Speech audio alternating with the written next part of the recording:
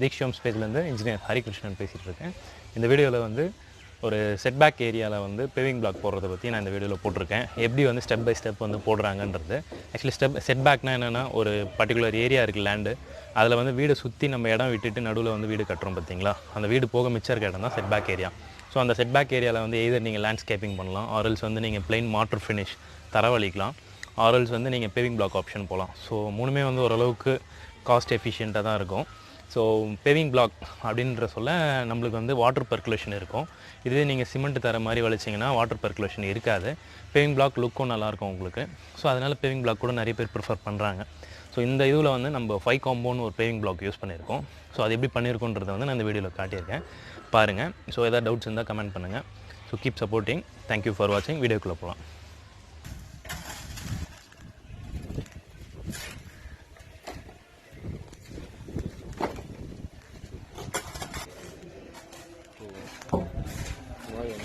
இங்கே வந்து ஒரு பட்டன் மார்க் ஒன்று காட்டியிருக்கேன்.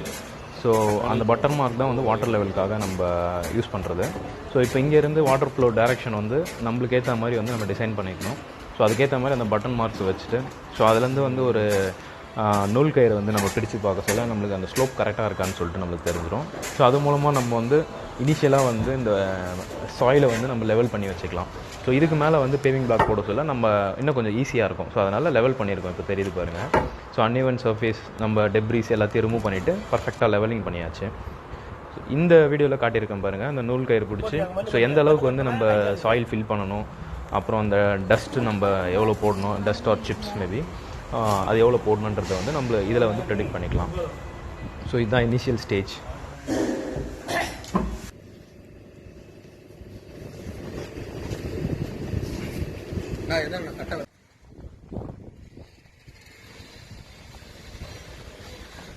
ஒன்ஸ் லெவலிங் பண்ணதுக்கப்புறமா நம்ம வந்து நெக்ஸ்ட் வந்து எர்த் ராமர் போடணும். ஸோ எர்த் ராமர் வந்து 7 to 10 ton punch maybe it varies. So இது மாதிரி வந்து எர்த் ராம் பண்ண சொல்ல நம்மளுக்கு இன்னும் நல்லா வந்து சாயில் காம்பேக்ட் ஆகிருக்கும். ஸோ நாளைக்கு வந்து பேவிங் பிளாக் போட்டு அது மேலே வந்து ஒரு கார் ஏற்றுறமோ இல்லை ஏதாவது ஒரு லோடு கொடுக்க சொல்ல நம்மளுக்கு அந்த அளவுக்கு வந்து செட்டில்மெண்ட் இருக்காது. ஸோ அதனால் இனிஷியல் காம்பேக்ஷன் வந்து கண்டிப்பாக பண்ணியிருக்கணும்.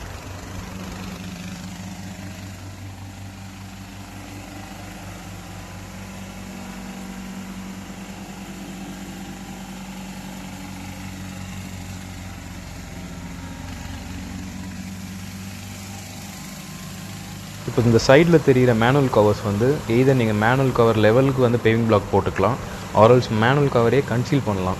மேனுவல் கவர் கன்சீல் பண்ணுறதுனால என்ன அட்வான்டேஜ் டிஸ்அட்வான்டேஜ்னால், நீங்கள் அசஸ் பண்ண முடியாது டிஸ்அட்வான்டேஜ்னு பார்த்தீங்கன்னா ஏதாவது பிளாக்ஸ் இருந்ததுன்னா. ஸோ ஒரு மெயின் சேம்பர்ஸ் ஒரு 2-3 ஜாயிண்ட்டில் இருக்கிறது, அதாவது பெண்டில் இருக்கிறது மட்டும் யூஸ் பண்ணிக்கலாம். ஸோ அது கன்சீல் பண்ணுறது மூலமாக உங்களுக்கு என்ன அட்வான்டேஜ்னால், ஈவனாக இருக்கும் உங்களுக்கு ஃப்ளோர் பார்க்குறதுக்கு. எங்கேயுமே அங்கங்கே ஓப்பன்ஸ் அங்கங்கே மேனுவல்ஸ் இல்லாமல் நீட்டாக இருக்கும் பார்க்குறதுக்கு. ஸோ நாங்கள் வந்து கன்சீல் பண்ணியிருக்கோம் இந்த ப்ராசஸில். அதுவும் லாஸ்ட்டில் ஃபினிஷிங்கில் உங்களுக்கு கிடைக்கும். ஸோ இப்போ இந்த எர்த் ராமர் போடுறதுனால அந்த சாயில் எப்படி அந்த லெவல் கிடைக்குதுன்னு சொல்லிட்டு உங்களுக்கு தெரியுது பாருங்கள்.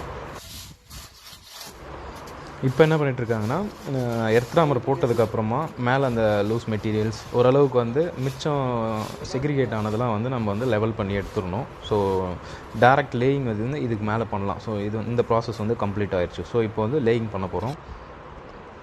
ஸோ லேயிங் ஸ்டார்ட் பண்ணியாச்சு. லேயிங் பண்ண சொல்ல இனிஷியலாக வந்து நீங்கள் என்ன பேட்டர்ன் போட போகிறீங்களோ அந்த பேட்டர்னை வந்து ஒரு ஸ்ட்ரெச் இருக்குன்னா அந்த ஸ்ட்ரெச்சோட எண்ட் அண்ட் ஸ்டார்டிங்கில் வந்து ரெண்டுத்துலேயே வந்து ஃபஸ்ட்டு இனிஷியலாக வந்து லான்ச் பண்ணிவிட்டு அதுக்கடுத்து வந்து ஒரு த்ரெட் யூஸ் பண்ணி அந்த இதில் வந்து லெவல் பண்ணிவிட்டு அதுக்கப்புறமா வந்து லேயிங் பண்ணணும். ஸோ நம்மளுக்கு வந்து அந்த ஸ்ட்ரைட் லைன் வந்து ஒரு 99% வந்து அதில் கிடைக்கும் நம்மளுக்கு.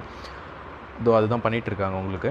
ஸோ இந்த லைன் தெரியுது பாருங்கள். ஸோ அதுக்கேற்ற மாதிரி நம்ம வந்து அந்த பேட்டர்னை வந்து லே பண்ணிகிட்டே போகலாம். ஸோ அதுக்கடுத்து ஈஸியாக இருக்கும் உங்களுக்கு. ஒரு செட்டு நீங்கள் பண்ணதுக்கப்புறம் அடுத்தடுத்த செட்டு வந்து ஈஸியாக வந்துகிட்டே இருக்கும். அந்த ஸ்ட்ரைட் லைன் உங்களுக்கு வந்து அந்த அச்சீவ் ஆகிட்டே வரும் லாஸ்ட் வரைக்கும். சைடில் கேப்ஸ் பார்த்திங்கன்னா அந்த இடத்துல வந்து ஒரு பிளான்டர் பாக்ஸ் கொடுக்க போகிறோம். ஸோ அந்த பிளான்டர் பாக்ஸும் காட்டியிருக்கேன். ஃபஸ்ட்டு இனிஷியலாக லேயிங் பண்ணிவிட்டு அதுக்கப்புறம் பிளான்டர் பாக்ஸ் போட்டு ஏன் வந்து நம்ம பிளான்டர் பாக்ஸ் முதல்ல போடலன்னா, இந்த பர்டிகுலர் பிளாட்டில் வந்து எல்லா சைட்லேயுமே வந்து கொஞ்சம் கோர்ஸ் இருக்குது. ஸோ கோர்ஸ் இந்த சென்ஸ் அந்த மெஷர்மெண்ட்டை வந்து இப்போ 4 feetனா இன்னொரு இடத்துல ஒரு 5 feet இருக்கும், ஒரு 4.5 இருக்கும். ஸோ அது வந்து ஸ்ட்ரைட் லைன் இல்லை. ஸோ அதனால் ஃபஸ்ட்டு லேயிங் பண்ணிவிட்டு அந்த கோர்ஸ் எந்த அளவுக்கு இருக்கோ அதுக்கேற்ற மாதிரி நம்ம வந்து பிளான்டர் பாக்ஸ் வந்து கட்டிக்கலாம்.